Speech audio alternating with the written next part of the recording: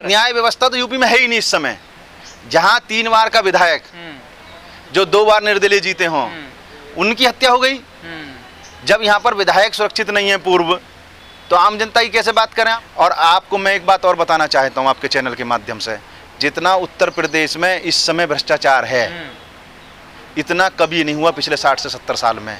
और मेरा मानना ये है कि अब योगी जी के जो है जनता ने तय कर लिया कि योगी जी को 2022 में जाना पड़ेगा। मुख्यमंत्री मुलायम सिंह यादव थे, उन्होंने भगवान परशुराम जी की जयंती पे छुट्टी की और बाबा ने आते नहीं योगी जी ने उसको छुट्टी को कैंसिल कर दिया। क्यों भाई, उन्हें क्या दिक्कत हुई इस छुट्टी से भगवान परशुराम जी की से। लेकिन आज उत्तर प्रदेश का हाल देख लीजिए, किसी थाने में आम आदमी घुसते में डरता, FIR दर्ज नहीं होती लोगों की, पुलिस सीधे मुंह बात नहीं करती लोगों से। आज उत्तर प्रदेश जो है इसमें जंगल राज कायम हो चुका है। और जहाँ तक बात है कि ब्राह्मण समाज की हत्याएं हो रही हैं, ब्राह्मण समाज के लोग तो अपनी हत्याओं के विरोध में आवाज़ उठा रहे हैं। मेरा अपना व्यक्तिगत मानना यह है कि कोई जाति ऐसी नहीं है उत्तर प्रदेश की, चाहे वो दलित हो, गुर्जर हो, ठाकुर हो, नाई हो, धोबी हो, तेली हो, पाल हो, जितनी भी उत्तर प्रदेश में 36 बिरादरी रहती हैं, सबका उत्पीड़न हो रहा है।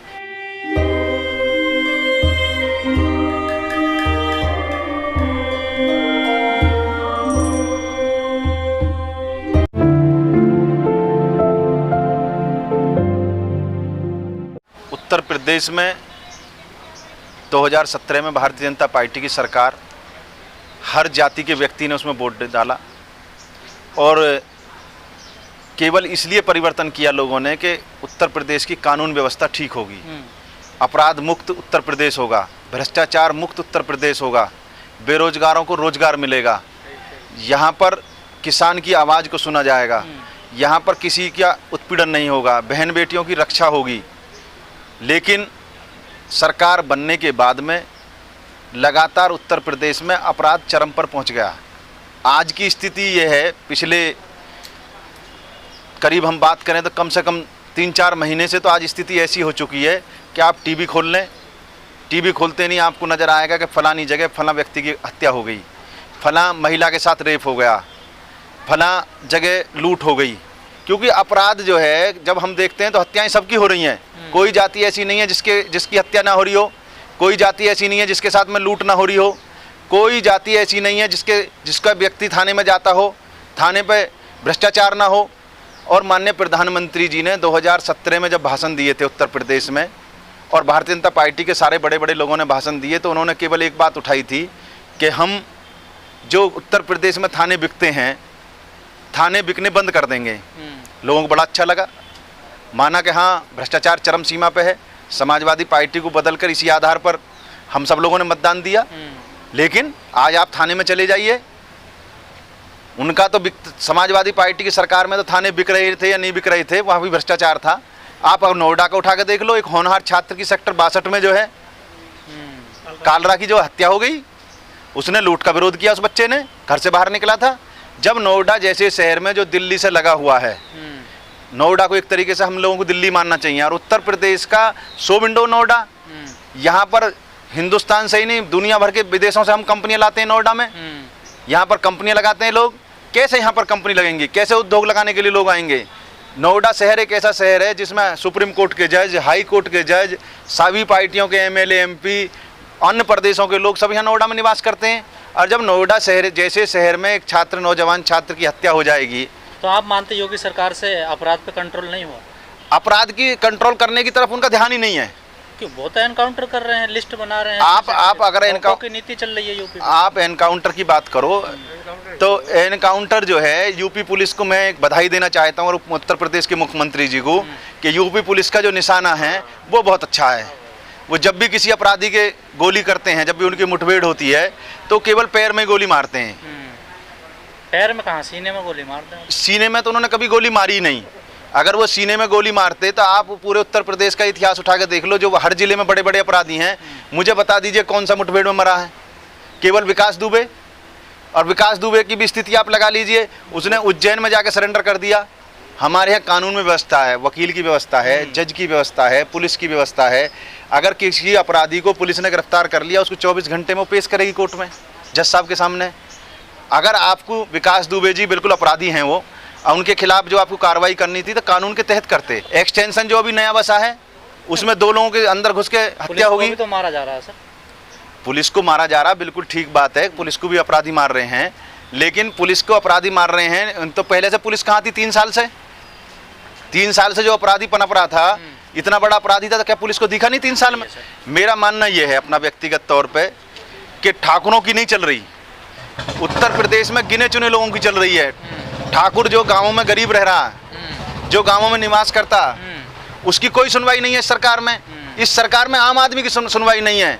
जो गिने चुने लोग हैं, जो एक जाति विशेष के लोग अधिकारी हैं, थानों में अध्यक्ष हैं, पुलिस में अधिकारी हैं, आपका क्या नाम है, एमएलए हैं, एमपी हैं, उनकी सुनवाई है। यही योगी जी जब सांसद थे, पूरे देश की जनता जानती है, जो हमारे देश की सबसे बड़ी पंचायत है संसद, उसमें वो किस तरीके से कह रहे थे पुलिस के खिलाफ, और लोगों को लगा कि जब योगी जी संसद में अपनी पीड़ा को समझ रहे हैं, पुलिस में किस तरीके से उत्पीड़न करती है, तो योगी जी मुख्यमंत्री बनेंगे तो कम से कम इस पुलिस व्यवस्था को ठीक कर देंगे। लेकिन पुलिस की व्यवस्था पर कोई अंकुश नहीं है, और योगी जी के पास समय है अभी भी।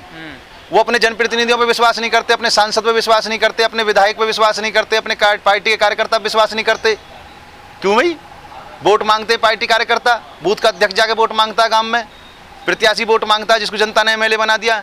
मुझे तो ऐसा लगता है कि 2022 का चुनाव आने वाला है, जो इस समय हमारे विधायक हैं, सांसद हैं, मंत्री हैं, मुझे नहीं लगता वो जनता के बीच में जाके अपनी वोट मांग पाएंगे। आज का माहौल ऐसा है। कहा जाता है बीजेपी में तो कार्यकर्ता और नेताओं की सुनी जाती है।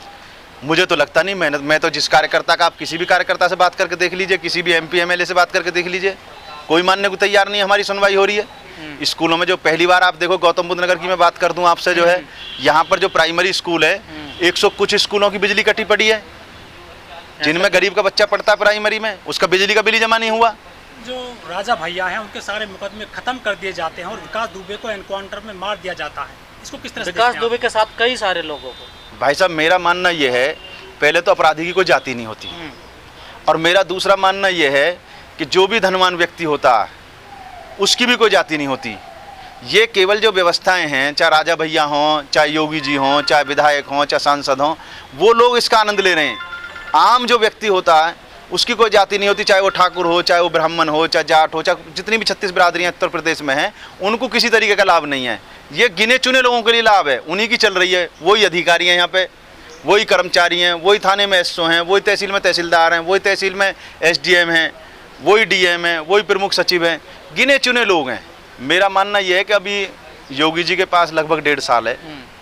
भगवान उन्हें सद्बुद्धि दे, भगवान राम उन्हें सद्बुद्धि दें अयोध्या से, भगवान परशुराम उन्हें सद्बुद्धि दें, वो इस अहंकार को त्यागें और जनता के बीच में जाएं, आम जनता का दरबार लगाएं। और जब दरबार जनता का लगाएं तो उस समय उनके पास कोई अधिकारी कर्मचारी नहीं होना चाहिए, और हर जिले में कम से कम आके मीटिंग करें, उनके जनप्रतिनिधि आके मीटिंग करें हर जिले में। और जब जनता जो जिले में होती है हेडक्वार्टर पे, उससे पूछें भैया कौन अधिकारी अच्छा है, कोई बैठ रहा नहीं बैठ रहा, आपके काम की सुनवाई हो रही नहीं हो रही है। इसी तरीके से थानों में उनके कार्यकर्ता जाके बैठे, जनता की सुने, तो निश्चित तौर पर अगर ये उन्होंने जगने का काम नहीं किया तो निश्चित तौर पर नुकसान होगा। और मेरा मानना ये है कि अब योगी जी के जो है, जनता ने तय कर लिया कि योगी जी को 2022 में जाना पड़ेगा। मेरा मानना ये है कि जो ब्राह्मण समाज में अभी माननीय अभिषेक मिश्रा जी हैं, हमारे पूर्व मंत्री रहे हैं, उन्होंने भगवान परशुराम जी की 108 फुट की मूर्ति लगाने की घोषणा की है लखनऊ में, और वो उसके लिए लगातार हर जिले में जा रहे हैं। भगवान परशुराम जी हमारे आराध्य हैं और मूर्ति लगाने से कोई दिक्कत नहीं है। हमारा समाज चाहता भगवान परशुराम जी की मूर्ति लगे, तो हमारी तो सरकार से मांग है कि अभी भगवान परशुराम जी की जयंती फिर आने वाली है, कि योगी जी को जो है भगवान सद्बुद्धि दे, तो वो छुट्टी घोषित करें। और जो हम लोग प्रयास कर रहे हैं, जितने भी लगातार यहाँ ब्राह्मणों का उत्तर प्रदेश पर उत्पीड़न हो रहा है, उस पर ध्यान दें, अपना बयान तो कम से कम दें। और योगी जी के साथ साथ जो देश के प्रधानमंत्री हैं, वो क्यों नहीं ध्यान देते उत्तर प्रदेश की तरफ? उनके कानों तक क्या ये बात नहीं जा रही? उत्तर प्रदेश में आज का माहौल क्या है? क्यों नहीं बयान देते, क्यों नहीं चुप्पी तोड़ते? क्या सर आप राम मंदिर बनने से खुश नहीं है? नहीं, राम तो हर गरीब व्यक्ति का है। राम योगी जी के नहीं है, राम मोदी जी के नहीं है, राम हर देश के व्यक्ति के हैं। जो व्यक्ति उत्तर प्रदेश और देश में निवास करता है, राम हर गरीब व्यक्ति के हैं, राम हर पीड़ित व्यक्ति के हैं। राम, हम हमेशा जब कष्ट में होते हैं, जब हम राम का नाम लेते हैं, हाय राम, हाय माँ।